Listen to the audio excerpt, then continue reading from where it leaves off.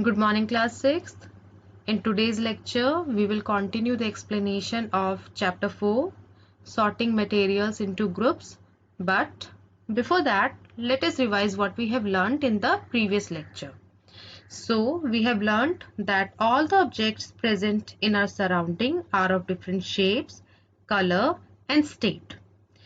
All these objects are made of one or more materials, and these materials may be glass, metal, plastic, wood, cotton, paper, mud, or soil. These objects can be classified on the basis of their shapes and color. They can also be classified on the basis of their states of matter and the raw material from which they are created. Now, what is matter? Matter can be defined as anything that have some mass and occupy some space. We have done the activity 1 in which we have studied about various objects on the basis of their raw material and we have classified them in the table. Similarly, in the activity 2, we have studied some of the common objects from our surrounding and we have classified them on the basis of common raw material used to create them.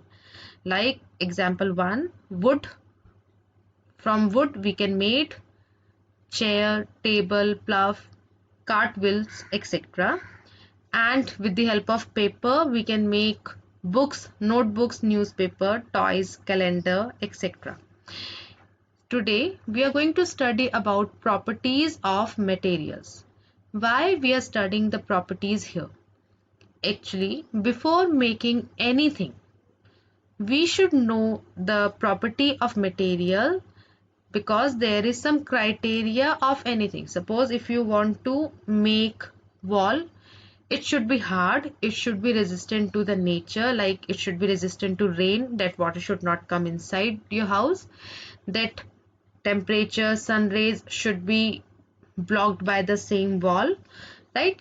In a similar way, if we make that wall with the help of that cloth piece, is this possible with that cloth piece? No, because that cloth will allow water to come in. Yes, to some extent it can stop the sun rays to come inside, but not completely. So there should be proper knowledge of the properties of materials before making any of the object. Okay, so very first property that we are going to study today is appearance. Appear means we are going to study the look of the different materials present in our surrounding. Like if we observe wood, it is quite different from the iron. Similarly, if we observe iron, it appears different from the copper or aluminium. But still, there are some similarities between the iron and the aluminium. Similarly, between the iron and the copper. They all are shiny. That shine is called luster. And we can observe them when they are freshly cut or they are not polished. In activity 3, we are going to study the same. Collect small pieces of different materials like paper, cardboard, wood, copper wire, aluminium sheet, chalk. Now you need to observe all these materials and tell whether they are shiny or not. If there are some shiny materials, just separate them and make a new group in which you will place them. Now observe while any elder one in your surrounding is cutting that material. If that freshly cut material have shine, you can place that shiny material, the material with that shiny appearance, into that same group. Actually, these materials are metal. They have luster on their surface, that is shine on their surface. Some example are iron, copper, aluminium and gold. These metals are hard to touch and they often lose their shine when they are exposed to the air, because air have some moisture in it and that moisture somewhat take their lustrous shine because of some reactions here. Yes. Second property is hardness. When you press different materials with your hand, some of them may be hard to compress while other can be easily compressed. For example, take a metal key and try to scratch with it. The surface of various materials like wood, aluminium, a piece of stone, nail, candle, chalk, any other material or object present in your surrounding. You will observe that out of these, some materials are easy to scratch, while other materials are not at all getting scratched. So, the materials which can be compressed or scratched easily are called soft, while other materials which are difficult to compress are called hard material. For example, cotton or sponge is soft material while iron is hard. Similarly, that candle is easy to scratch while wood is not easy to be scratched. Yes, in appearance, materials have different properties like luster and your hardness. It may be smooth to touch or it may be rough. Yes, next property of the material is solubility. That is either that material is soluble or insoluble. For that, activity 4 is there. Collect some samples from your surrounding. It may be your solid sample or liquid sample. Okay, like sugar, salt, chalk powder, sand, sawdust. You can also take some of the liquids. Take as many beakers or glass as your samples. Suppose if you have 5 samples, take 5 glass or beakers. Beakers are glass like container in which we can put some liquid or samples. Okay, you can see here figure 4.4, it is showing you some beakers. Yes, fill each one of them about 2/3, that is approximately 70% with water, and add a small amount of sugar to the first sample, then salt to the second. Similarly, whatever material or sample you have, you can add in each beaker. Okay, yes, after this, stir it. After stirring, leave it for some time and observe the changes. So what we have observed? We have observed that some materials we have taken are completely disappeared. On the other hand, other materials are not at all disappeared. They are either floating in the water or they are somewhat settled down at the bottom, or they are floating over the surface of water. So on the basis of this, one more property can be studied, that is solubility. Some materials are soluble in water. On the other hand, some materials are not at all soluble in water. For example, salt is soluble, it will disappear after some time. Sugar is also soluble, it will also disappear after some time.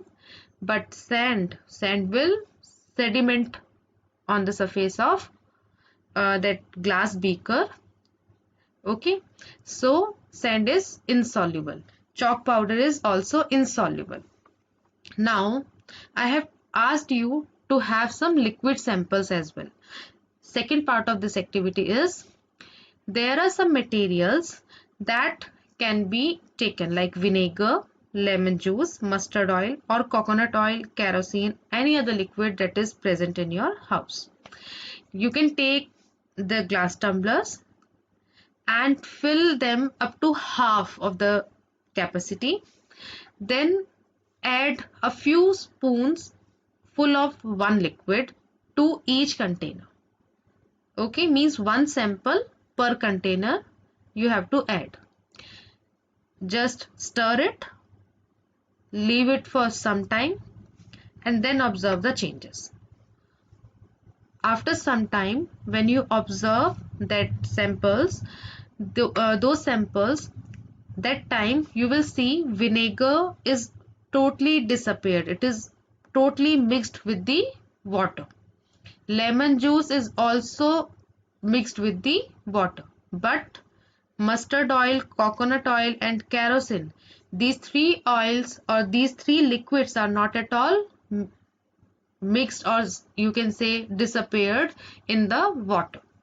So you can say on the basis of this activity that liquids are also soluble and insoluble. We use special term to tell this property in the case of liquid. Here the term is miscible and immiscible. Miscible means soluble if that particular liquid completely mixes with water, that liquid is called miscible. And in case if that liquid is not at all mixing with the water, it will be called immiscible. Yes. Now we have another states of matter, that is gas. So let us study about gas as well. Some gases are soluble in water, whereas others are not. But if we talk about gas, there are only limited gases that dissolve in the water. Okay. And one of the common example is oxygen gas, because we have some aquatic plants and aquatic animals that those animals and plants need oxygen, which they get from the surrounding water. So that surrounding water should contain some oxygen in it. So oxygen is soluble in your water. Okay. Yes. Objects can also be classified on the basis of floating or sinking. Means objects may float or sink in the water. Some materials, we can take some of the example, and we can also study these activities again, like activity 4 and activity 5. In these activities we have taken some of the samples. Some completely mixes, right? Some were floating on the surface of the water, or some were settled at the bottom, right? So on the basis of same, we can tell the floating and the sinking property of the material. Like if we talk about sand, it settled down, means it sink, right? On the other hand, if we talk about oil, it was floating on the surface of water, that means it floats. So some materials that did not mix with water floated to the surface of water. Others may have sunk to the bottom of the tumbler, right? Dried leaves fallen on the surface of a pond, a stone that you throw into this pond are two examples. Those dried leaves will float over the surface of water because of their light weight. On the other hand, that stone will sink, right? Because of the heavy weight you can see. Yes. The last property to be discussed in this chapter is transparency. Transparency word came from transparent, that means an object that will allow you to see from it, okay, to observe things from it. So very first object, yes, substances or materials through which things can be seen easily are called transparent objects. For example, you can see you can see anything from the glass objects, water, air. So they all are transparent. There are some plastics as well which are transparent. Okay. Yes. On the other hand, if we talk about the second type of material, they are opaque objects like wall, cardboard sheet, and you can say your notebook, right? They all are opaque because they do not allow us to see through them. We cannot see through them. They do not allow us to see on the other side, right?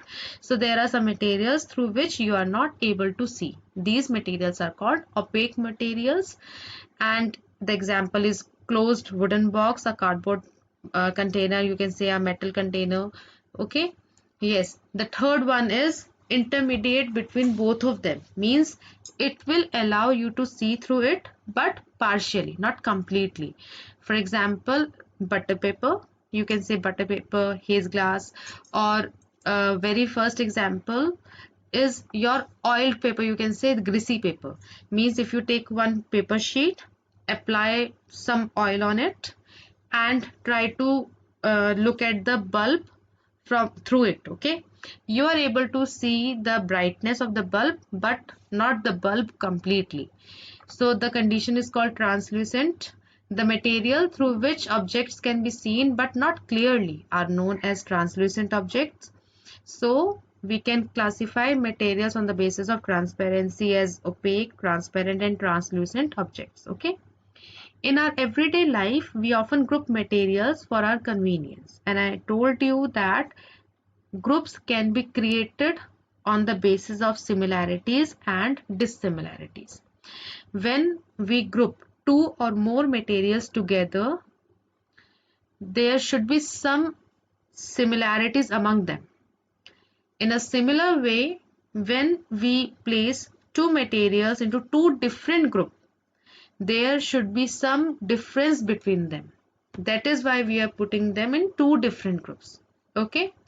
So, for example, they have given you that there are so many stores or departmental stores we have discussed that they place material according to the type of that material. So it becomes convenient for the customer to go and take that material from the same place. Okay, yes, such an arrangement helps us to locate them easily. Similarly, a grocer usually keeps all type of biscuits at one corner of his shop, all soaps at another, while grains and pulses are stored at some other place, right? There is another reason why we find such grouping useful. Actually, classifying materials into groups make it convenient to study their properties and also to observe if there is any pattern in these properties. Okay, like we have studied about transparent, opaque and translucent. So this is also the pattern of the property, means in one material you are able to see through it, in the other case you are not able to see through it, and in the case of translucent you are able to see but up to some extent, not completely. So this helps us to somewhat classify material and study them in accordance to their properties. Okay, yes. Now if you have any doubt from the same, you can ask me. Okay, and in next chapter we will do question answers from this chapter. Thank you.